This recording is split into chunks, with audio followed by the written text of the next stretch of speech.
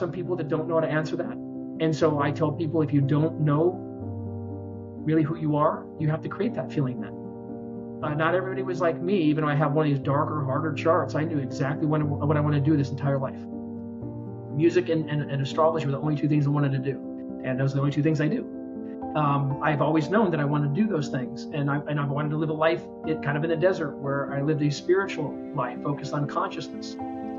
But I know those things about myself. So what do you do if you don't know those things about yourself?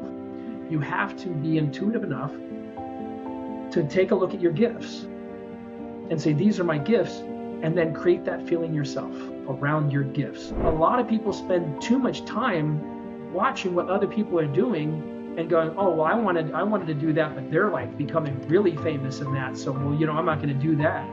People are so affected by what they see around them, and they're highly affected by their family and things that take place by their family members and things like that. So in a sense, you have to have the intuition to throw out what you see and what you are hearing from others and stay focused on your path. Confidence is the light of your gifts. When you're focused on your gifts and offering them people, that's where confidence comes from. So my job to get people to have a good life is to be confident in their gifts and to be natural with their desires. Don't refrain them, don't hold them back.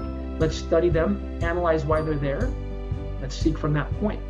And you will eventually then end up in the right place. But we have to be comfortable with all of ourselves, not just the parts we like. Hey friend, I just wanted to thank you so much for stopping by and tuning into the podcast. It means the world to me. There are a lot of great podcasts out there, so it's truly an honor that you've decided to take the time out of your day to listen to mine. I'm really excited to bring on more and more inspirational guests for you. But before we get into it, I wanted to ask you a huge favor. If you're enjoying the show, would you please be so kind as to hit that subscribe button? I've noticed that over 98% of the people that watch our videos aren't subscribed, and subscribing really helps the algorithm put this episode in front of other people who it could help. And be sure to leave a comment sharing what most connects with you. So much love. Jade Luna, one of my favorite human beings. Welcome to the Let It Thank Be you Easy so podcast. much for having me. I'm so excited to be here. Jade, this morning I was just thinking to myself that 2025 is now the 6th or 7th year that I've relied on your readings to help me navigate all of the things. And I'm so grateful because it was two friends of mine who introduced me to you. They would not stop talking about you. Jade said this, Jade predicted. Jade. I was like, I initially I thought I need to know her. I need to know who Jade is. Right. And here we are. Oh my gosh, I already am in anticipation of my March reading in 2025. But for those who don't know you, I've spoken about you a lot on the podcast already, but can you let us know a bit about you, Asterian, astrology, and how this came to be that you do this important work that you do? Well, it all started with a health crisis when I was really young. I was a musician in a relatively well-known band in the 90s, and I was on tour and always interested in astrology, always. So be really clear about that. As a matter of fact, my band would make jokes that I'd give readings behind stage or backstage to make beer money. This is when I was a kid. So astrology started really early with me, and then I developed, a heart condition. I was diagnosed with an enlarged heart. And on the negative side of that, where I had one doctor tell me I probably wouldn't live to see 21. And this is when I was 16 and 17 years old. So I went to India due to a series of unusual circumstances to deal with death and dying. And I didn't want to have a book telling me what was going to happen when we passed on. I wanted to have direct experiences. So I ended up with a group of people that were on their way to India. I ended up going to India with them. Right when I got to India, I went and sought out a path that dealt with confronting death. And I ended up with Aghoris. Aghori is a spiritual practice that Buddha laid down. When Buddha was meditating in cemeteries on death and dying, the path of Aghori kind of came out of that philosophy. And the belief is you don't need to read books. We can tear that veil down between us and the other side to have direct experiences, so we don't have to worry about what people are saying. So I went to India, found some Aghoris, and oddly enough, that became my spiritual path right there and then. I believe, which I still have an enlarged heart to this day, and I've corrected a lot of my health in relationship to it, so I'm good. But at that particular time, I believe my health issue was to get me back on my spiritual path. I believe that path that I found in India was a path that I had been on for innumerable lifetimes, and that was even confirmed by a guru that became my spiritual teacher later. So, always an astrologer. I did shift from Western to being a Vedic astrologer very early in my life. Also, due to the fact that, I don't use 12 signs, as you know, I use 27. And master astrologers in ancient time used 27 signs, not 12. The public was given 12 signs, 27 were reserved for priests and master astrologers. So, in India, I started learning Vedic astrology. It was easy for me to make the transition from being a Taurus to Aries. I was an athlete in high school. I was trying to be running back for the ASU Sun Devils when I was a kid. And then I ended up having some health problems that led me more into music. The type of music I was doing was very Aries, very expressive. I had a mohawk when I was in India for the first time. So that courageous Aries, that bold, brash, not so practical, seemed to resonate with me. And also my Cancer moon going from Leo back into Cancer. As much as I was an extrovert sometimes in my personal life, I was very much an introvert. Would spend a lot of time in nature, even as a kid. Would drive out to the desert. So when I was in India, I had a guru, first of all, and I'm cutting a lot of stories out of this to get to the important part. I ended up with a guru named Balkachuri, who was a master, and he was a disciple of Meher Baba, who was the Don't Worry, Be Happy guru of the 60s. His disciple, Balkachuri, became my immediate guru based on other circumstances. And silence was very important. So I would go to India and often go see the Aghoris and then go see Master Bao, as I call them. When I went to see Bao, it was about silence. So we had to spend weeks in silence. So when I was in India, I went to a library and read this small passage in the Vedas about Greeks bringing astrology to India. Very controversial subject right there. The Greeks bringing astrology to India through a book called the Yavana Jataka, which oddly enough, the same library had that book, the Yavana Jataka. So I got that book and started translating it from its Sanskrit roots back to its original Roman Greco roots out of boredom. Again, we had to be silent. So I had nothing to do other than to translate the Yavana Jataka, not knowing that was going to be the beginning of Asterian astrology. So Asterian astrology is the original Greek system that was used by the priests of Alexander the Great. Alexander the Great learned astrology in Egypt, in Alexandria, Egypt.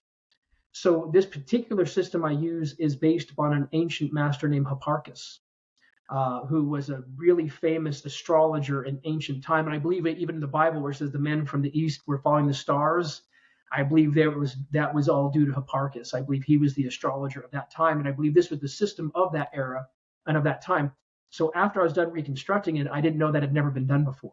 Nobody had ever taken it back to its original Roman Greco format. There have been many translations of it from Sanskrit to English, but not making it look like it did when it was in Greek, which I did. And then I added a lot of my own philosophies to it. So Asterian astrology is a collaboration of my own experiences mixed in with a book called the Yavana Jataka, the law system of Alexander the Great. And it's a sidereal star-based system, which people don't know that Western astrology is not a star-based system. It's an old seasonal calendar from the ancient world. We actually use the stars here. And the Yavana Jataka is a very important book because it proves that the ancient Greeks used the stars. They were sidereal. The Egyptians were sidereal. All our ancient systems were sidereal, including Greek. So that's how this all started. And you're the only person I mean, I feel like, and Jade, for reference friends, like Jade is impossible to book. I book him a year out. Me and my husband love him. I talk about him endlessly. I tell my friends and they're like, oh, Jade's great. But like, it's like it's 6 months. I'm like, yeah, that's what you have to do. It's interesting, Jade, because I think that most people, they say things like, I'm a Virgo, right? I'm a Capricorn. This is, so is there any truth in the newspaper or the magazine version of astrology according to you, or is it just all a load of nonsense? And it's not even according to me. A lot of people don't know that this is, even like Yogananda, his Guru Yukteswar was really against Western astrology because Western astrology was created by Catholicism, so we wouldn't use the stars in the sky anymore. And I can validate that real quick. Western astrology starts the first day of Aries on spring equinox. So on spring equinox is the beginning of Aries. Okay, first of all, that has nothing to do with the stars in the sky. That is our calendar from the ancient world. The first day of Aries should be our January 1st. That is when we should be celebrating the new year, by the way. So what I call the tropical calendar, we should be using for our holidays and for our seasons and so forth. If you use March as month 1, the month of spring equinox, that makes October month 8. October means month 8. Octo means 8. November, Nov means 9. So if you use March as month 1, the month of spring equinox, it perfectly aligns the calendar that we're using today. So Catholicism put the names of the zodiac signs on top of the old months. When we stopped using that calendar, pushed that out as the zodiac, observing the stars in the sky was made illegal. Nostradamus, I used to prove it because he talked publicly about Western astrology, but his books are all written in sidereal. Because if you talked about observing of the stars in the sky, well, that made you a witch back in ancient time. So sidereal astrology kind of became demonized. The calendar months became the zodiac only where Catholicism spread. People will say to me, are you an Eastern astrologer or Western? As if there's two different zodiacs in the sky. There's only one. Right. Western astrology is a calendar from the ancient world that they pushed the planets through that calendar. We use the stars in the sky. So it's not Eastern or Western. It's wherever Catholicism spread, you get Western astrology. Wherever Catholicism did not spread, India, Tibet, China, Egypt, you still get the stars above us. So this is actual astrology. When people are talking about Pluto going into Aquarius, it's nowhere near Aquarius. Pluto went into Capricorn January of 2020. Look what happened to our planet in 2020. That was Pluto in Capricorn. All the science going on right now is Saturn in Aquarius. We're going to have a further explosion of it next year with Rahu in Aquarius. But not a lot of changes over the last month as Pluto went into Aquarius. Well, January 2020, Pluto went to Capricorn. Look what happened to our planet. And Capricorn is a star that represents constraint. So it would indicate that we would start to go into a period of constraint, including Saturn went into Capricorn. Jupiter then went into Capricorn. So the whole entire pandemic, which I predicted a year in advance, due to Pluto going into Capricorn, by the way, and Saturn going into Capricorn, not Aquarius, I also said the pandemic era would end January of 23 when Saturn went into Aquarius. It was announced in February that the pandemic was over of 23. Now, I also said COVID would be around the entire time Pluto was in Capricorn, so we have COVID for 20 years. But the pandemic era is over, just when I said that it would end. So as long as Pluto is in Capricorn, we get COVID. When Saturn moved out of Capricorn into Aquarius, we ended the pandemic era. So when we use the stars in the sky, I think it's significantly more accurate. No, I don't give any weight to Western astrology at all. I think we should be using it for growing plants. I think we should be using it for growing crops. It is our seasonal calendar that we should be celebrating. We should be celebrating January 1st, not as the beginning of Aries, but the beginning of spring and the beginning of our seasons. So one is used for the seasons. The stars in the sky are used for human analysis, and that is exactly how the Egyptians did it. The Egyptians used sidereal astrology for human analysis and The tropical calendar, that's why they call it tropical astrology. The tropics were used to create the calendars. Tropical astrology was used for growing crops, and they both should be used together, one for humans, sidereal, the other one for plants, seasonal, tropical.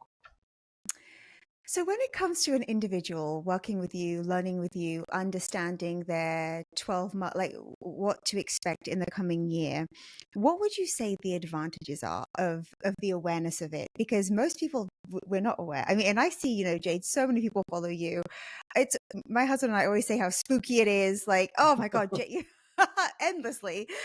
What are the advantages of being aware of, okay, so this, you know, you're going to a neutral cycle, you're going to a challenging cycle. Oh, this is a very positive cycle. Why does it help us to know? Well, it's the same way. Let's just say you're going on a camping trip and you want to check your weather before you go. Mm-hmm. It's intelligence. It's just, it's intelligence. And what I just said is exactly how I believe astrology should be used. Mm-hmm. I believe we should be using astrology to help master our lives. So where do fate and free will, where do they kind of come in together? What's the play? They actually both exist simultaneously at the same time. Today in Joshua Tree, it's nice and warm outside. I have no control of the fact today it's kind of hot here in Joshua Tree. Mm-hmm. That's fate. It's hot in Joshua Tree today. Mm-hmm. But I have infinite free will in how I respond to it. I can go out and play in the heat, which I personally like to do. I can stay indoors. How we handle the energy that the universe throws at us is totally in the realm of our free will. And let me tell you something, how you handle the energy of the universe is dictating your entire life. So the universe throws things at you through astrology and is grading you on how you handle those things. And how you handle those things determines the outcome of the life that you're in and is laying down the foundation for your next life as well. So you know those difficult weeks of the year I like to give you. Well, when you're in one, if you don't handle it right, your next one's going to be a lot harder. If you remain like Buddha in those difficult weeks of the year that I hand out, the next one might not be so hard.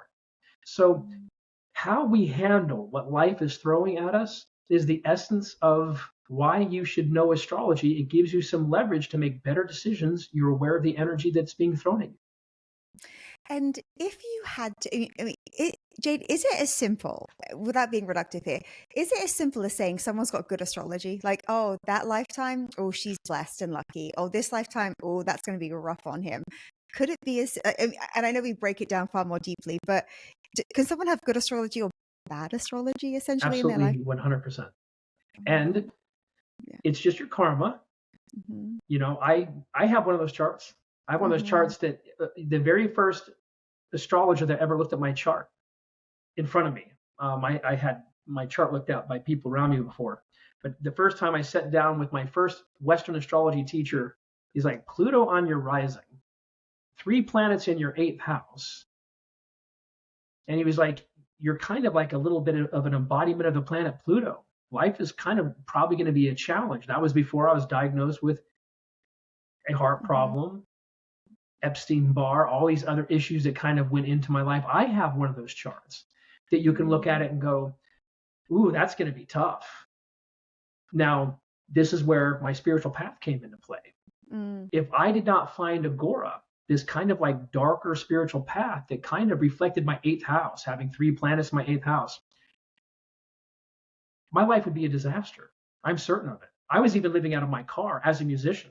You know, I would travel to shows and I was living out of my car already.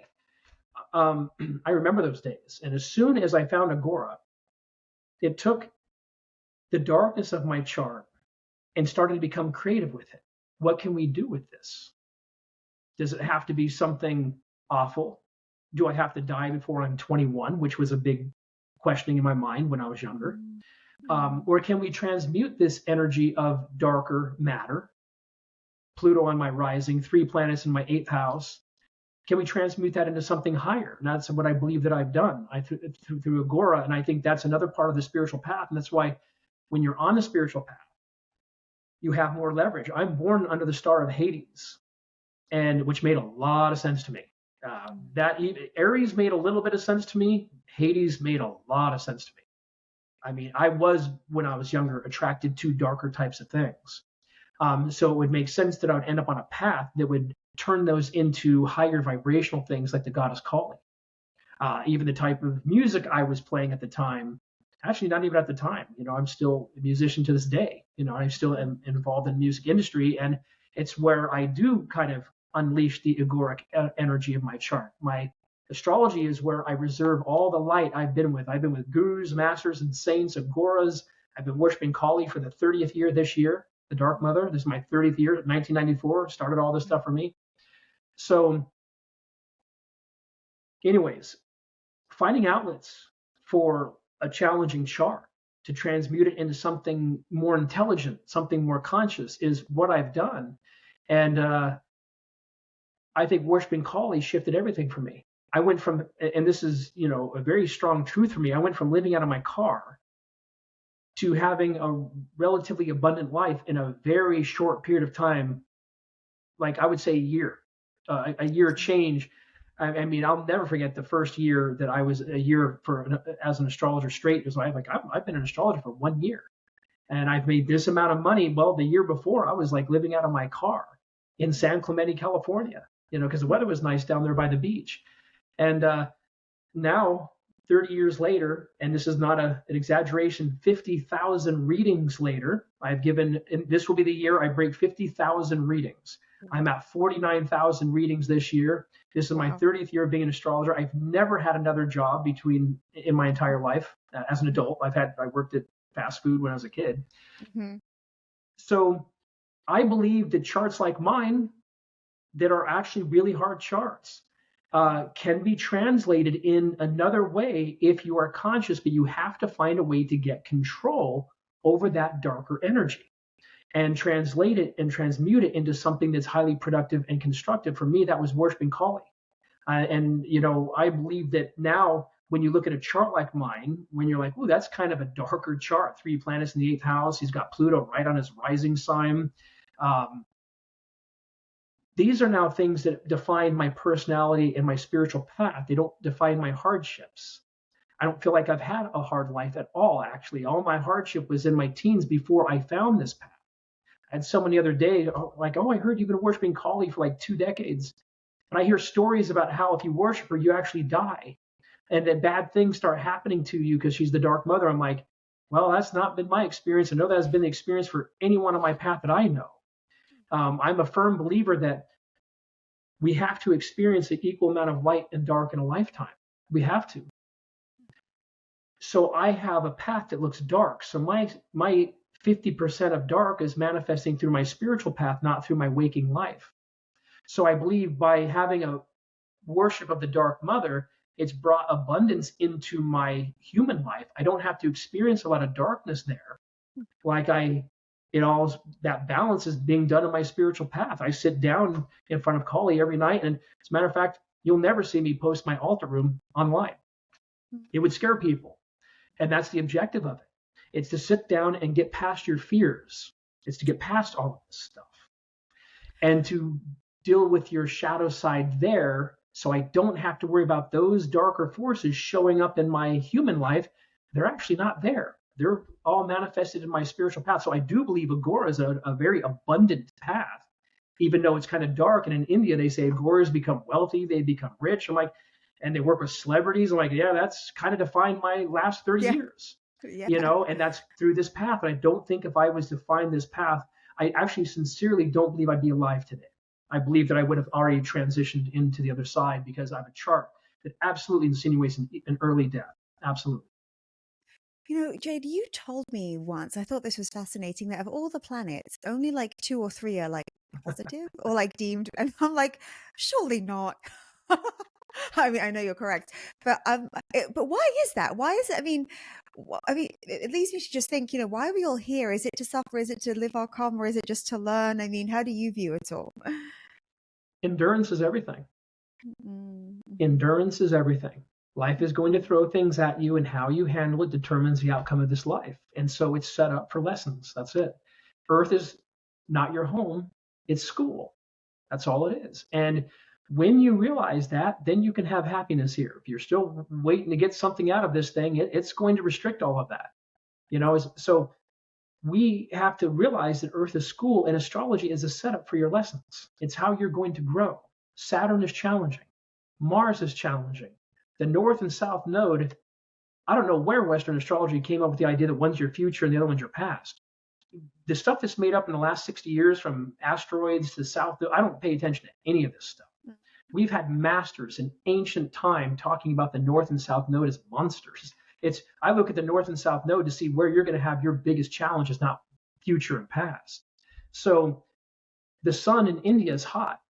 It's challenging. Mercury is adaptable. The moon is adaptable. Pluto, Uranus, Neptune, all pretty much challenging. So you got Venus and Jupiter there to bring good. And that's it. And so we really count on in astrology, Venus and Jupiter doing their job to bring people the good karma they've created from previous lives. But endurance is everything. And if you look at the spiritual path, you look at someone like Christ, well, that wasn't a very easy life. That was set up for endurance. If you look at Buddha's life, that was set up for endurance. So as you start to advance, the strong survive spiritually. And I believe the spiritually advanced are even unaffected by this conversation, meaning it's all energy. When you realize Saturn's just energy, and that's all that it is it really dark? It's just the energy of the universe. The north and south node, these are just energies so when you start seeing everything in the form of energy, then you start realizing that it's all just energy, and you can handle whatever. I can handle whatever energy comes my way, and that's because of the endurance level, because I've been through a lot of stuff, a lot of things. It makes my life have the option for peace, because a challenging energy that comes by and throws someone off their center is probably not going to throw me off my center.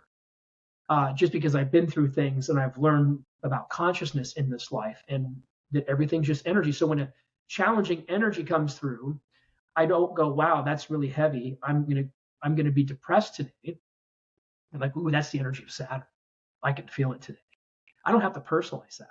There is a part of Buddhist astrology where they recommend not personalizing any of this stuff. Just see everything as energy passing through, good weeks, good cycles, bad cycles. It's just energy. And if you are comfortable with what makes you uncomfortable, that's an interesting statement. Get comfortable with the things that make you uncomfortable, then you can have peace. Because you can't have peace if you're constantly thrown off your center. You can't. So you can only have peace when you're unaffected. So Saturn is Saturn energy. We don't have to personalize it. And I believe if we personalize it, was when we drag in the problems in our life. If you go, oh, I'm feeling Saturn today, I'm going to go meditate on Saturn. As opposed to like, I feel depressed and you are the reason why. You've made me feel this way and now I feel this way. And all of a sudden you start inviting all these new hosts of problems in that don't technically need to be personalized. It's just energy. And so seeing everything as energy is highly important for spiritual evolution.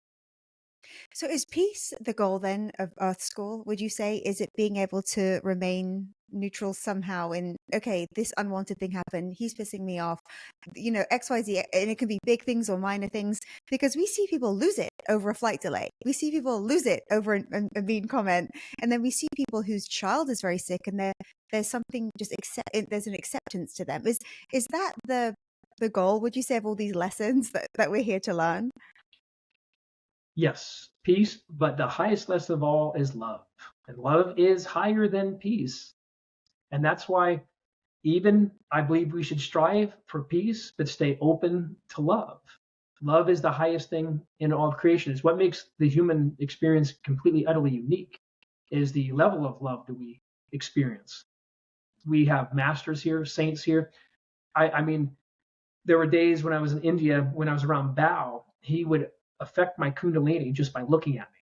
Like people talk about kundalini yoga and all this. Well, I was on a guru. All you had to do is look at you in the face. If you got eye contact with him, your kundalini was going to become active. I even passed out around my guru several times because he just happened to look at me. And I'd wake up and I'd pass out. This is literal. And we called them heat strokes twice when they were not heat strokes. My guru said we're going to call them heat strokes because I actually passed out and went to these really strong states of consciousness. And when I came out, I'd cry. My heart was just pouring of love. They came from my teacher. And he would say, that's the goal. That is what gets you out of this whole game. Peace is what you should strive for in your life. I'm a strong advocate for peace and cutting out the things in our life that really don't allow. So as much as I'm talking about endurance, you don't need to invite more in. The universe already has a plan for everyone to go through one thing or the other here. So I do believe we should cut out the things that don't produce peace, because we're going to have problems that just are thrown at us due to life circumstances. But love is the highest of all goals. But I believe as human beings, we should consistently seek out peace, especially in the climate today on this planet of what's going on in the universe. Wow, Jade. So with that, you say that there's a plan for us, because I think that some people have this question, is there fate? Is there destiny? Is this person meant to be famous? Is this person meant to have 4 kids? Is this person meant to have a shorter life? Would you say a yes or no to that? I mean, is there like, okay, this person's come here to X? Can it be as clear cut as that? Some of it is, some of it's not. In India, there's prabdha karma. Prabdha karma is changeable. Dusthana karma is not. Like my 8th house stuff is supposedly not changeable. My guru disagreed with that, though. My guru said you get to choose whether you want to drink water, Coke, or Diet Pepsi. All those things, the realm of free will. The things you do not have control over is who you marry and when you die. Those are controlled and they're fated. The other things in between are considered to be choice. And why marriage? Because you have karma with someone from previous incarnations. We have all this, and I like to use the word because it's true, baggage with very particular people. That baggage is holding us down. It's preventing us from growing and becoming realized. So the universe will attach us to people via fate that we have that baggage with that needs to be cleared out. So if you have someone, and there's no mistake about a marriage, I don't care if it's like you marry someone for a green card. I don't care what the reasoning behind all that stuff is. The universe went out of its way to arrange that because it saw the baggage you have with that person. And in order to liberate you and lighten your load, you need to actually have a relationship with that person to balance out your karma with that human being. So I can see now, I didn't understand that when I'm like, I can see when you die being fated, but why who you marry? Now I understand why, and especially years and years of being experienced, also being married, all these other various things show you, well, that's why you have very particular karma with people that has to be worked out. So there's a lot of choice in this, but there are certain things that are not changeable. And I'm a big advocate for that statement of learning to realize what you can change and what you can't. That is very important, and peace should come from that. And then the Buddhist philosophy is just take responsibility for everything that's ever happened to you. If you want real peace, accept the fact that you are responsible for everything that happened to you. My first guru I ever had, which was also a part of my career exploding as a teenager, as an astrologer, was Bruce Rubin. Bruce Rubin, I haven't talked about him a lot. He was the writer. He won an Oscar for the movie Ghost. He was a writer. He did Deep Impact, Ghost, the movie My Life with Michael Keaton. He always tried to do these really impactful spiritual movies. An incredibly realized master in in America. He lives in Los Angeles and he teaches really advanced people. He was the very first teacher that I ever had. And this is a true story. I had 3 car accidents in 1 year. And the 3rd car accident, I went in there to tell he was my first guru I ever had. And this was before I went to India. So I started the spiritual path through my health issue, but it took me a year or 2 to get to India after I was diagnosed with this health problem. So Bruce became my guru, and still to this day was one of the best gurus I've ever had. Not like the master I had in India, but as far as teachers are concerned, he was really advanced. After the 3rd car accident, he literally said to me, Jade, if you get into another car accident, you can't ever come into my room again. He said, you are choosing to externalize your karma and not internalize it, which means you're not learning what I'm teaching here. So one more car accident out of you and just don't even walk in my door. He was part Buddhist. He was a Buddha Jew. He was Jewish and Buddhist at the same time. That shook me because I was hit by someone 3 times. I had someone hit me from behind at a stoplight. I had someone run a red light, smash right into me, put me in a hospital. And then I was diagnosed with the heart stuff. So it was a phase where everything was going wrong. And he, out of the blue, made me responsible for it. Said, you are doing this, and if you keep this going, get out of here. It woke me up. And you're like, but it's not my fault. Like, right. These people are hitting me. I'm just, I went right into that conversation with him, and he stopped me. He said, you are responsible for everything that ever happened to you. You will always be responsible for everything that ever happens to you. You can take responsibility for this now, or you can start blaming everybody else for everything around. And he goes, then you're not welcome here anymore. Now, he really liked me as a student. And I don't think if I didn't go to India and found my path with Kali, he probably would still be my teacher to this day. When I went to India and found Kali, he said, I think you found your path, and I don't want to release you now on your path because I believe you found it through her, and it makes so much sense to me that you found her. But I'm disappointed, he said, because you were going to be one of my students and my top students here. But he was one of the most greatest teachers I had, especially at the time, because of him making me responsible for everything. And it really shook me out of this victim game that I was in. I was diagnosed with a heart problem, diagnosed with Epstein-Barr the same year, 2 car accidents in a very short period of time. The third one almost took my life because it was someone ran a red light. And he said, and I believe him. And you know what? I recently said this to one of my own astrology students who got into a car accident and had just recently had a few other accidents. I'm like, you know what? You have to stop this. You are choosing to consistently externalize your external, more challenging karma, which means you're not working it out in your inner life. You're working it out on the outside. Your spiritual path should lean you towards the work on the inside. Mine certainly has. So you keep getting the lessons, the hardship, and it's a situation. So what's the first step someone would take if everything on the outside is going wrong? If everything just seems to be failing and you seem very passive and innocent in the situation, like, oh, these people betray me, I'm getting physically hurt. What's the first step to internalizing? So switching the responsibility. Wow, it's a really good question. Him saying that was the beginning. It was like, so when things started happening, I started going, can I see how I created the karma for that situation? You know, and you know, and I don't, we're going back to my teenage years, so I'm comfortable saying this. There was one time where I was in my dating years, and this person had an affair on me, and it was during when all this stuff was going on. I was like, how bad can everything get? You know, my heart diagnosis, and then someone, that I was dating for a year had an affair on me, but I'm like, did you have an affair on the person before you? I'm like, you did.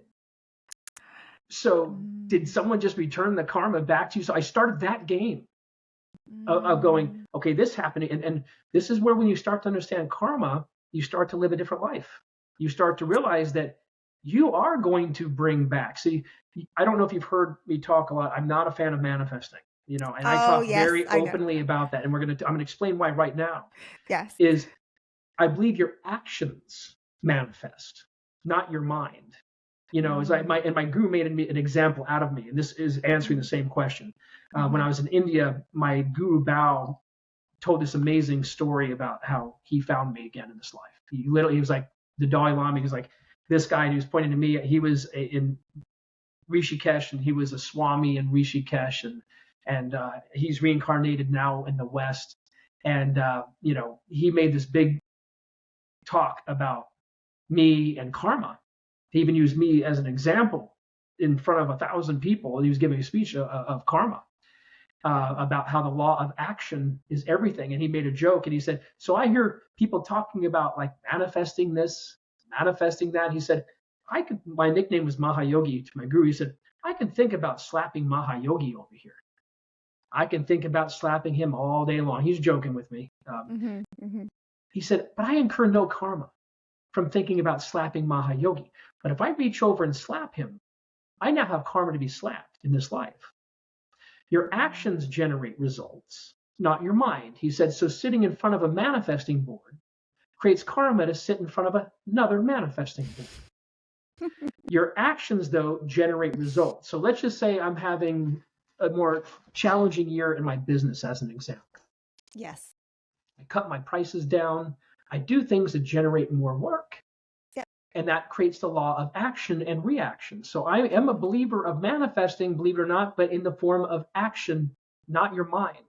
Your mind, I do believe we need to have a centered, well-trained mind. I do. And I believe there's a lot of benefit from having a very good, healthy mind. But manifesting, doesn't explain why the richest people on earth could actually have the most horrific intentions and still manifest wealth $1 after the other. It doesn't explain that because, well, those are people that are actively doing whatever they can to generate wealth. So eventually that karma that they're creating is going to manifest wealth through action. Your actions generate responses, not your mind. So if you are going through something and you want to change a lot of things, you have to create actions that manifest the reaction, which is positive energy. So why do I think I've been an astrologer? This is my 30th year. My career started in 1994 when I was a teenager. That's how long I've been doing this now. But I believe it's the amount of energy I have put into this career. I believe that I have consistently kept the space open for this work through the realm of action to keep going. And now I give readings, so now I just give readings. The action and reaction keeps going on and on. And I'm someone that has been pretty consistently booked out since this career had started. I know. I mean, even when I was a kid, it started with Courtney Cox and Bruce Rubin. Those are the two people that launched my careers as a teenager. And I was giving readings. I have a picture I found it the other day of being in front of Courtney Cox's house in Brentwood. She doesn't live there anymore, so I can say that. In Brentwood, going, I can't believe I'm getting ready to give a reading to Courtney Cox. We had already given her one reading already, and I remember I took a little snapshot, and it was even a Polaroid. I took it myself. Wow. That's how long ago that was. And it all started. But the action has generated this career. And being flexible. That's another spiritual lesson here. Mm-hmm. I had one bad year. 2008, the economy dropped because the housing market dropped. It was the first time I was booked from 4 months out to you could get in the next day. That had never in my entire career happened. I went to India in 2008. It was one of the last trips I saw my guru, and I said, I'm thinking about leaving astrology. He said, you're thinking about leaving astrology? I'm like, yeah, I went from having thousands of clients to just a few because of the housing market and all that stuff like that. And he goes, are you an astrologer? I'm like, yeah. And he said, then change your business and change everything and restrict your accommodations, your lifestyle. Because get rid of the house that you have right now. Go out and live in the middle of the desert. Because you live in Arizona. At that time, I lived in between Arizona and California. I'm like, are you telling me to go live in a trailer, like out in the desert? He goes, well, yeah, I am. If that helps you keep your business, and let's just say you have 3 clients a month as opposed to 100 clients a month, he said, it's a marriage. You don't get out of it because you're having a bad time. You work through that. And endurance. That's right. And so I accepted in my mind I was going to come back to the United States, get a trailer, which I did, and go move into that trailer and try to give 3 to 10 readings a month. That would pay for the trailer. And you know what? I felt such a relief. I was so surprised what a relief I felt because how busy I was. I'm like, you know what? You can now focus on other things too. You can actually focus on a different type of lifestyle. And as soon as I bent into the concept that I was comfortable with having nothing and still being an astrologer, it just picked right back up again. And my guru said to me on the phone, he said, you're flexible. The universe likes you to be flexible. If you're flexible, you can always be used by the universe for this work. If you're not flexible, I have to have this amount in order to do this job. He said, just fold your business now and quit and let the universe give the business that was coming to you to another person. And so being flexible, if you have a responsibility, it's going to go up and down, just like marriage will have good years and bad years. You have to own that identity and adjust with it and be flexible with it. So being an astrologer to me became more important than how much money I had in my bank. And I say this a lot. We're in the caring business here. I'm not in the how much money do I make business. I'm in the I care for my clients. Here I am. I'm like tattooed all over the place. And I joke about this all the time. I'm like, but people come to me because I care about them. And I care about my clients. I want my clients to succeed. I want them having amazing lives. I'm always seeking, even in hard times, to give the most uplifting readings that can help their mind through darker times. I like people. I care about people. I care about my clients.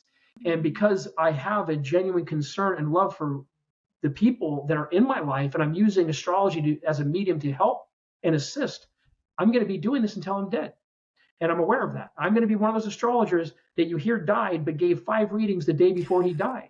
Okay, And one more reading. Right. Yeah. I'm certain of all that type of stuff, that's because I like people and I like making people's lives better. And that is, I believe, that statement right there is the reason why I've been doing this for 30 years and have made the adjustments, have been flexible. And I'm going on my 50,000th reading next year. And I'm like going, it's because I care about my clients. It doesn't matter whether I have tattoos or whether my path of Aghori is really scary. It's the scariest path on earth. When you are in India and you say to someone you're an Aghori, it's like telling someone here that you're into voodoo. It is still the darkest path in India. And it still even has some darkness tagged to it, even with the culture there. Like, oh, you're an Aghori. Okay. Does that mean you're a witch? And does that mean you're this? Well, I got into this because of the fact that it was natural for me.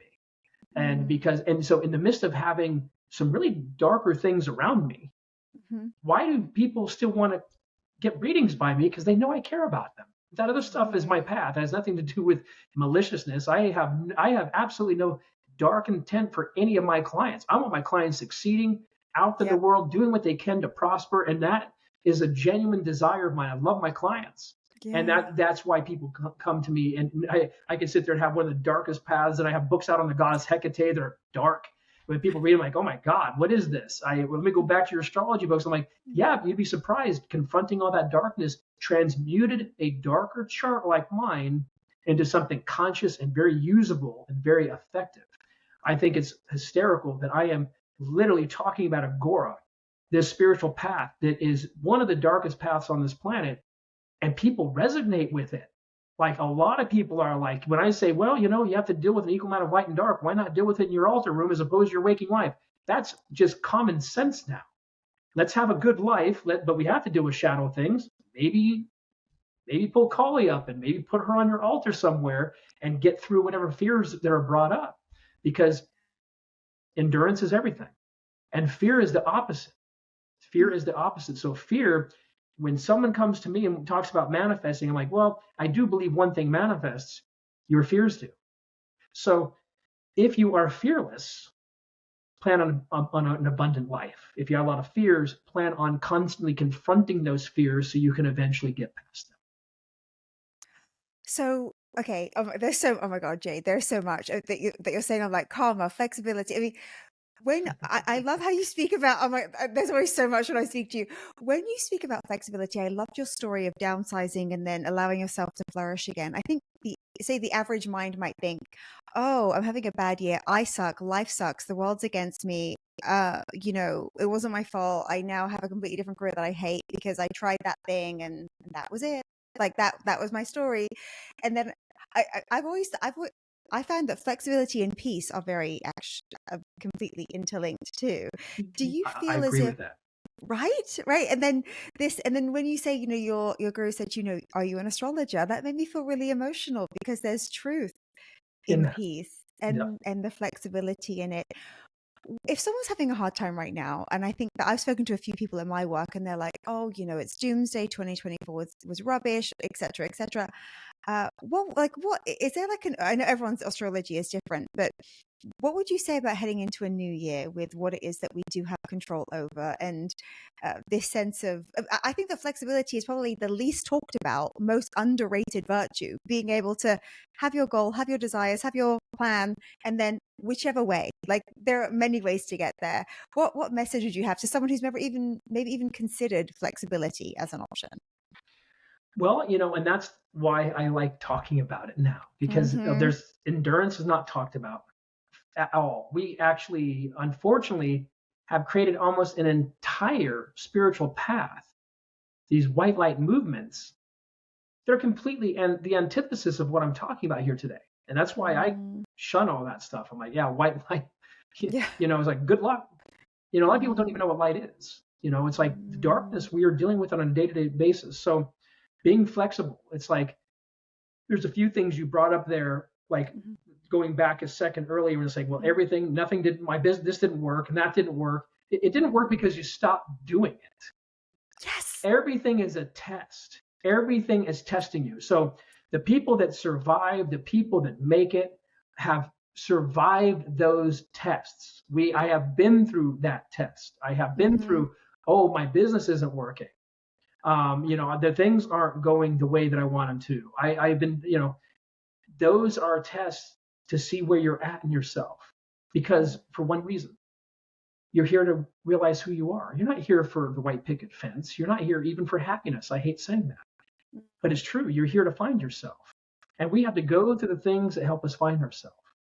And that is the journey. And so if you're in a phase in life, anyone listening to this, and nothing went your way in 24, although I had the best the year I've ever had last year. 24 was amazing. 23 was amazing. 20, it's all about perspective. I was anticipating the life on this planet to get hard. I've been talking about it for decades now. I predicted the pandemic in 2005 in Concord, Massachusetts at the Healing Essence Center. And everybody that was there will tell you that I did that because we were getting ready for times of endurance and strength. Everything is a test to see where you are at in yourself. And what we are here to know who we are. We are not here for any other reason. And so I think that you have to find a way to keep that in the back of your mind. Who are you? Who are you? And, there are some people that don't know how to answer that. And so I tell people, if you don't know really who you are, you have to create that feeling then. Not everybody was like me, even though I have one of these darker, harder charts. I knew exactly what I want to do this entire life. Music and astrology were the only two things I wanted to do. And those are the only two things I do. I've always known that I want to do those things. And I've wanted to live a life kind of in the desert where I lived a spiritual life focused on consciousness. But I know those things about myself. So what do you do if you don't know those things about yourself? You have to be intuitive enough to take a look at your gifts and say, these are my gifts, and then create that feeling yourself around your gifts. If it's not jumping on you, this is what you were born to do, look at your gifts and then create that feeling yourself. And I do have a part of my job as an astrologer dedicated to those people that don't know, to say, these are your gifts. Force that feeling to happen. Don't wait for it, because you could wait your entire life waiting for that feeling to kick in. Not everybody's born in their life. It's nothing about being an Aries. I always feel like a fire sign. I'm always doing something, whether it's creative, whether it's in mysticism, whether it's in travel. I'm always busy doing things. You have to create that feeling for yourself. And that's where astrology should come in, as we should be able to kind of hone in on where your gifts and abilities are. But some people don't want those either. And a lot of people spend too much time watching what other people are doing and going, oh, well, I wanted to do that, but they're like becoming really famous in that. So, well, I'm not going to do that. People are so affected by what they see around them, and they're highly affected by their family and things that take place by their family members and things like that. So in a sense, you have to have the intuition to throw out what you see and what you are hearing from others and stay focused on your path. And is that part of the endurance too? Like the family that you come with, if you're like, you want to be a creative, but they're all a bunch of lawyers and they're like, you need to follow in our footsteps. Like, is that part of the test too? Like being able to be true to the thing that is yours and what you're here to fulfill? Yeah, it is. And some people, it's very interesting to note that some people have had a previous life where they've abused their ego. So then your drive will be, in your next life, you kind of have to earn your confidence back and learn to find your confidence. And so, and I can see that in astrology. I'm bringing that up because I actually had that the other day where I had a client of mine that it literally stated they had abused their ego. Like they were put in a high position of power in something business related and they abused it, and other people were harmed because of it. So in this life, the feeling of, I know what I want to do is going to be revoked because they knew what they wanted to do in one life and they abused it. So now the universe is like, I want you to find that. I want you to earn it back now. So we are going to give you a family that's totally a contradiction to you. And we are going to make this a journey for you to find your voice back again. And when you find it, though, you'll be humble. And when you own it, you're going to be in a place of humility. So you're not going to abuse it again. That can happen too. There's various reasons why some people have had revoked from them. This is what I was born to do. And it's often due to past life karma they created. You know, when you speak of karma, I love how you say, Jade, how it's so related to action. I mean, I feel like I've known this somehow on some level all along. Like a lot of people in the coaching world will be like, well, let's do all these deep questions about your past, and there's a place for that. But if someone wants something, I'm like, what have you been active? Like, what have you been, even someone said to me once, recently, I can't meet any men. There are no men. I'm like, go to the beach. There are men every. I'm like, what are you doing to go on dates? I don't want to do deep work into her father relationship. I mean, there's a place for that, but I'm like, what do you like? I mean, could you just speak to the karma and action piece? I feel it's so practical. I mean, when you speak about manifesting, I mean, the way that you speak about it is just, it's so real, active. I mean, it's something that just feels so tangible and real. Could you just speak to that for a moment a bit more? Because it makes complete sense to me. And I think it takes this feeling of, oh, there's a karma with a negative connotation kind of attached that's floating around. There's positive karma and negative karma. And that's what astrology is. Astrology really is just your positive and negative karma from previous lives. That's all your astrology chart is.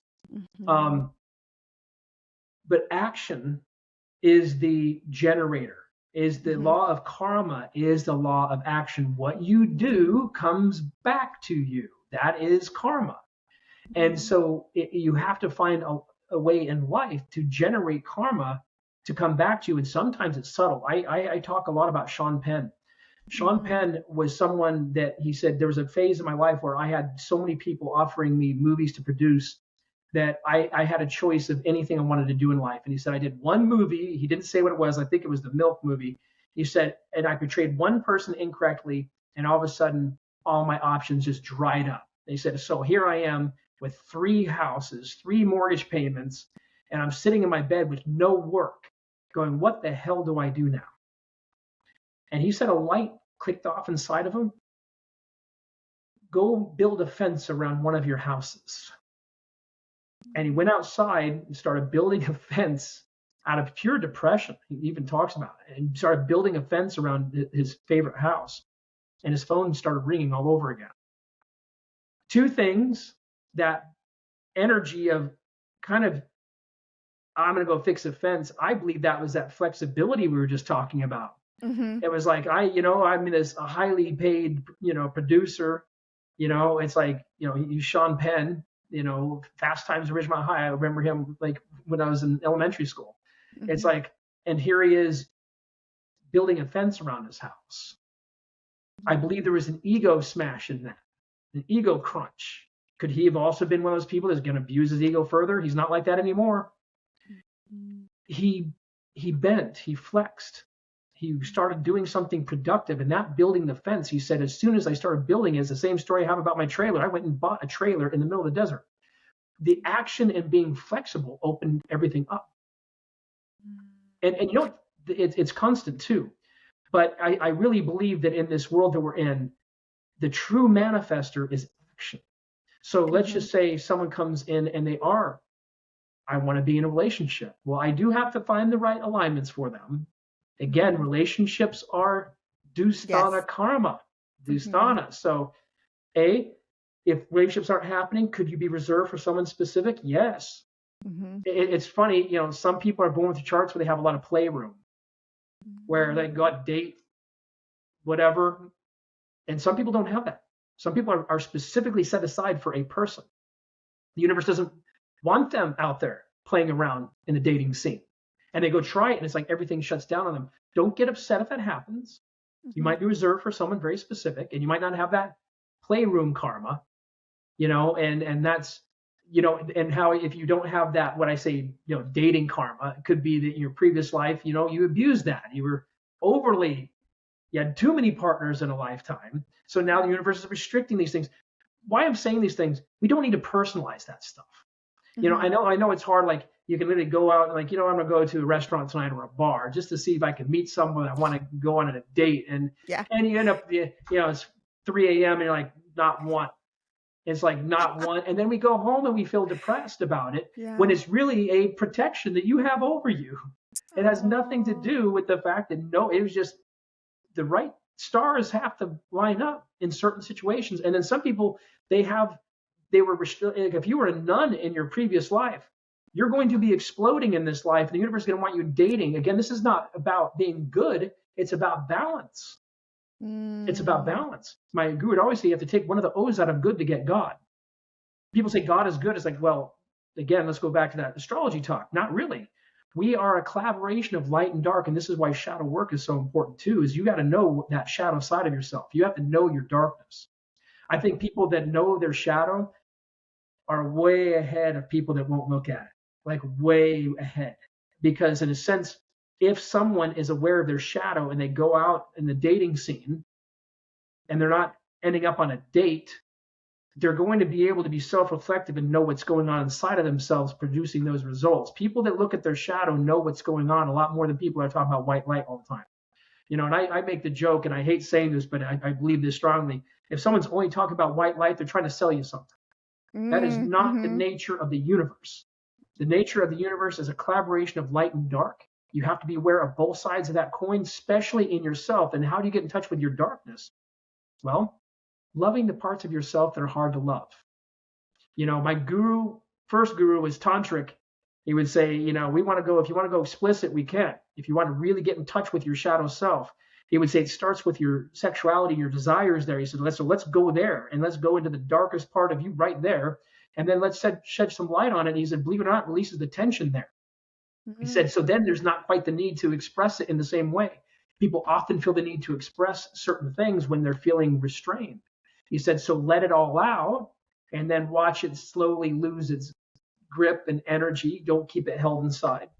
So the shadow self is really about looking at the parts of ourselves that make us uncomfortable in ourselves. And like when someone says, I hate myself, which I hear that. I heard that the other day with one of my clients. That hurt my heart. Like literally, I was like, what do you hate about? We are all these amazing beings. What do you hate about yourself? She's like, I hate what I like. And it's very much part of what she's saying. Like, I'm attracted to men that hurt me. And she said, I just had an option to be with a guy that was kind or a guy that was going to actually treat me like crap. And I ended up with that guy again. And I knew that I did that. And that guy just threw me out like I was nothing when he was done. And I knew that was coming. And I can't seem to get out of this pattern. And da-da-da-da-da. And I'm like, here is some reverse psychology. Why do you like that guy so much that does those things? Let's not talk about why you hate that guy. Let's start talking about why you like that guy so we can get in touch with your shadow self here. Did you get something out of that was worth it? She's like, yeah, the sex was exactly what I thought it was going to be. And I'm like, okay, so that's really of high importance to you right now. Because you just threw out a guy that would probably be a little more stable, not quite as exciting. You just threw that guy out for the guy that you knew was going to kick you to the curb. So it's you wanting that. So let's not get upset at yourself. Let's go, you know what? Maybe you're just like this. And maybe if you accept this in yourself, you're going to end up with a guy like that also is not going to ditch you because you're comfortable with that in yourself. That might go on a lot longer. That person might become more domestic with you. But why would he want to spend time with you because you hate that part of yourself that attracted him? Makes no sense. So let's talk about why you like that guy. And let's see what you're getting out of that. And let's go from there. And then, hey, you might be looking for your counterpart at the same time. The other guy that you're going to settle for because he was nice, you're going to rip that guy to shreds. I already know that.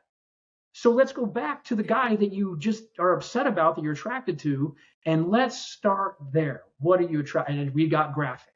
And we got, and I'm like, that's my guru in Tantra is like, get graphic, go into the stuff that's like really like, I don't want to say that. No, we're going to say that. So when I do shadow work with people, it's pulling out the ego, it's pulling out the person's sexuality, and it's also, getting in touch with things that are not comfortable to say, but if you release them, then they let go of their grip. So point being, I believe a lot of what we go through is our shadow. I think a lot of people are at home right now upset about things that just happened to them that they attracted, and they don't realize they attracted that. So real shadow work is realizing that you are attracting these things.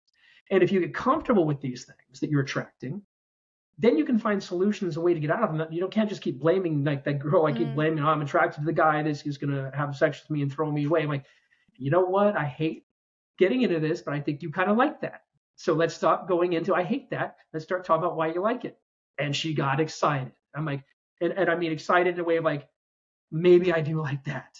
Maybe I do like the guy that's like that. So let's talk about why. Because so maybe we can find the balance with the guy who is like that, who's at a stage in his life where he's like, maybe I don't want to be like that so much anymore, because they do run into that too. And so now I believe we're having an opening experience. It's not about I just chose the wrong thing. No, you didn't. That nice guy, you were going to rip to shreds. And I hate to say, I told her, so you'd probably be thinking about having an affair on him in a month, and because he didn't fulfill what you're attracted to. We got to find a way to align with what you're attracted to without you feeling bad about yourself and knowing that this is a part of the consequence of that. But everything that you are attracted to is going to have consequences to it. A career that you want is good. You're going to have some hard moments in that, some big challenges, but we still have to commit to what our heart desires. So they're manifesting to me is really just the law of action and putting energy in there, and don't get so caught up in the results of things. I mean, every famous person, every rich person will tell you it's a shitload of failure up front. And it's going to be like that for a while until you believe in what you're doing enough, and when you're confident enough to know what's going on here. I had somebody the other day say, I want to be an astrologer. And I'm like, this is not an easy job. Oh, but it was for you. I'm like, I just happened to be around a guru that I learned lessons really fast. It's like I had someone telling me these things I'm telling you right now. And that helped me align. But it's like, no, this is not an easy job. Most people I know do not succeed in this particular work. I happen to have confidence in this. Confidence is the attractor. If you're confident in yourself, you're going to attract. Ego is not confidence. Ego is I'm greater than or I'm not good enough. Those are both ego. Both of those are self-focused. If you went to my guru and said, who am I to do this? He would say, okay, go focus on yourself all day. Come back when you're ready to take care of people. So that I'm not good enough is the same ego of I'm amazing, means you might even be in this pendulum swing between the two constantly. One life, you're just absolutely amazing. Next life, you're useless. Next life, and that you want to get out of that. That is ego. Confidence is the light of your gifts. When you're focused on your gifts and offering them people, that's where confidence comes from. So my job to get people to have a good life is to be confident in their gifts and to be natural with their desires. Don't refrain them. Don't hold them back. Let's study them, analyze why they're there. Let's seek from that point. And you will eventually then end up in the right place. But we have to be comfortable with all of ourselves, not just the parts we like. And the endurance piece, Jade, I swear this is most of life. It's like never give up. Okay, another way. Okay, let's just remain. Okay, it's just so I see it so often. Someone's so close even to getting what they want, but there's just one more obstacle, and it's like, well, I guess that wasn't meant to be. And I'm like, no, you're going to suffer for the rest of your life unless you stay on. Like this is who you are. And when you say that some people don't know what they want, I'm not sure if you ever think this is true, Jade, but sometimes I think we're scared to admit it, like what our dreams are, or sometimes it's like those big desires that we have. It feels like, but can I? But there's already a Taylor Swift, but there's already a Tony Robbins, but whoever it may be, we think, but can we? But that's our ego, right? Versus we do, no matter how, and I love saying it because I have one of the harder charts in astrology. I have one of those ones that I've had other astrologers look at and say, you kind of like embody Hades. So when I went to India and was told I was born under the star of Hades, I already had a Western astrology say you kind of embody Hades. You have 3 planets in your 8th house. You have Pluto right on your rising sign in the exact degree. And I'm like, wow. I have one of those charts.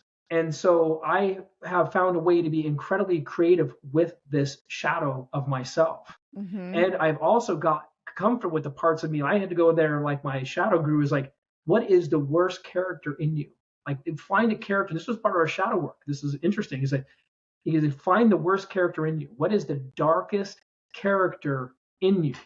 We're going to find a way to express it in a nice way. And I went, okay, so no, I'm a really nice person. I even won friendliest in high school and most popular once a year. It's like I'm actually a really friendly person. But I'm like, I've always been attracted to dark things. I've always been attracted to music that was very, really dark when I was younger. And I say when I'm younger, and I still am, because I understand it differently now. Mm-hmm. Movies, I like dark movies. I like movies that have a dark edge to them. Well, I'm like, you kind of have this. I remember when I saw the movie Conan the Barbarian, the original one. I wasn't attracted to the character of Conan. I was attracted to that dark wizard doing black magic on the beach. And I went, that's me. When I saw him as a kid, I went, that's me right there. So I had kind of like this dark magician in me. And I went, that is my darkest, lowest character, is kind of like a dark black magician. My guru said, that's easy. We're going to put that one to work in positive ways. And so in shadow work, I believe identifying the darkest character in you. This female the other day, we had to take some time off and get into the darkest character in her. And she literally went into, you know what? And so we went from like, I'm a bad person, to her going, I believe I was an escort my last life. I'm like, I believe that. You were born with a Venus Rahu conjunction. It says that. So let's find a positive channel for that now. And where you can love that part of yourself as a part of feeling bad about yourself. And so I like people finding that really dark character. But sometimes you have people that just don't want to get there. I literally had one guy, we were talking about the shadow self, and he said, and I already saw, and this was someone that had been to prison before, and someone had been to prison for something bad. And he said, well, maybe my shadow self is like, I just want to be a famous Ayurvedic doctor now. I'm like, oh, don't give me that. That's not your shadow. You're hiding your shadow from yourself. You've been to prison for something relatively, I'm not even going to mention it. And here you are saying the darkest thing in you is maybe being a healer that wants to make money. You're not ready to look at yourself yet. Let's get into what is your darkest self, and let's find a positive expression for it. People ask me why I still do music. I'm in a signed touring project right now under another name, and don't go look for it. You're not going to find it. It's completely, matter of fact, if you friend me on Instagram, you are automatically blocked from that page, literally, from ever finding it. But I've been a successful touring musician as I've been a successful astrologer at the same time. But my music is to reflect that character. It's to give it a positive outlet. It's harmless. Art is a very harmless outlet for your shadow self. I'm an advocate for darker types of art.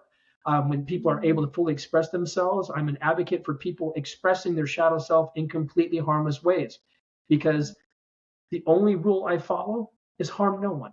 I don't want harm to befall anyone. I don't want to harm anyone. You can do whatever you want as long as you don't mentally, physically, or spiritually harm anyone. And so it's the only law I follow is harm no one. I can do the dark music project if I feel like it. I'm not harming anybody. I can be an astrologer. I only want consciousness and happiness for people. But my darker self has been displayed and is visible. Even the Aghori is basically saying you're interested in magic, and that person I was telling you about, the Conan mystery guy on the beach, I do actively participate in spiritual consciousness and things that do with energy and things of that nature. But my intentions are all positive. Yeah. What if can any shadow be worked with, Jade, if someone's like has a deep envy? Like if someone's like, I don't want anyone else to succeed but me, or like a sense of competition, or so every shadow can be channeled into a direction that's healthy. That's a really deep one you just said right there. I don't want anyone to be successful but me. And I think there are people that feel that way, especially when you start getting closer to the top. I think you start dealing with those emotions more than when you're not succeeding. You start, when you start even getting into, high levels of success, you're like, I kind of want to be on the top here. That would be an interesting one for me to work with. I have never had someone say that, but I know that it's real and it's really common. And so that's one, like, I don't want anyone to succeed but me. I already know what signs would promote that in the system.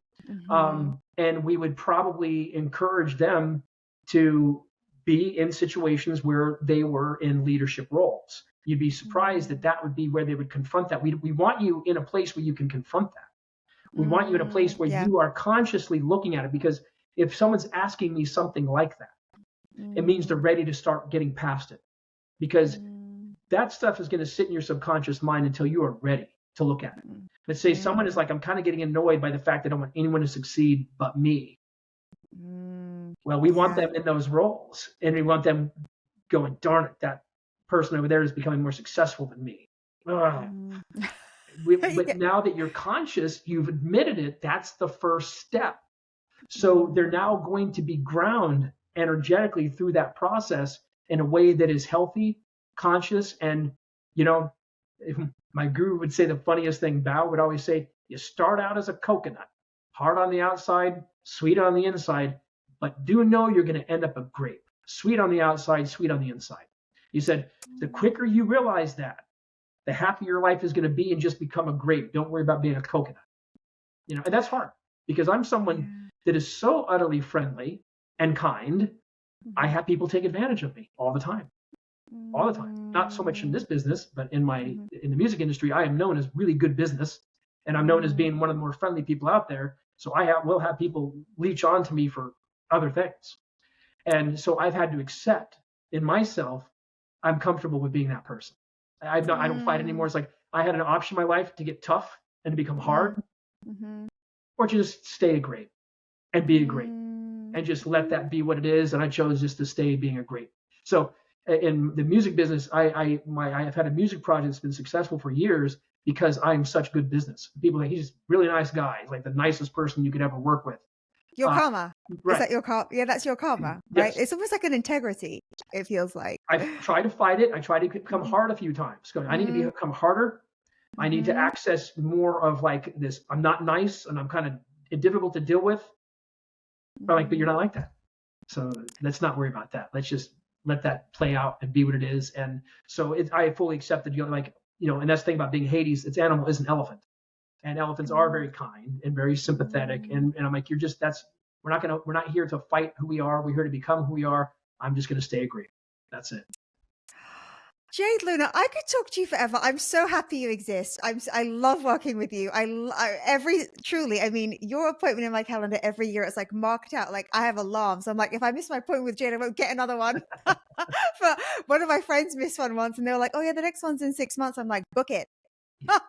Like, Jade, truly, you've helped me and my husband so much. We love you. We love your work, your light, all of it, and your shadow. All of it's welcome. And where does someone go if they want to learn about you, about the work that you do, how to book a session with you? Warning, there is a wait. Where do we go?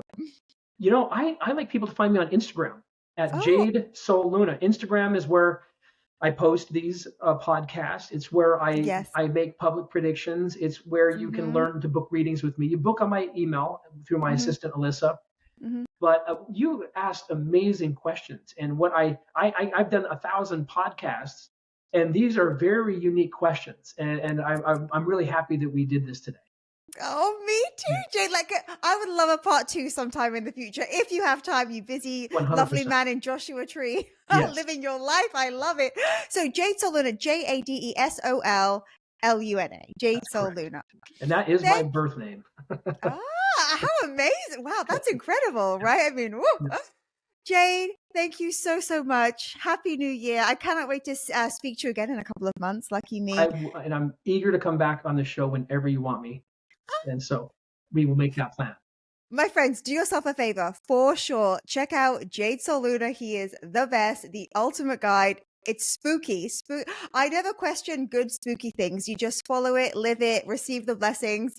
I mean, I have a million questions, but when it comes to Jade's work, I have zero. I just trust and listen. So, Jade, thank you for being you, and thank you for being with me today. And until next time. And I'll be seeing you again for sure. Yes. Okay. Until next time, my friends. So much love and ease.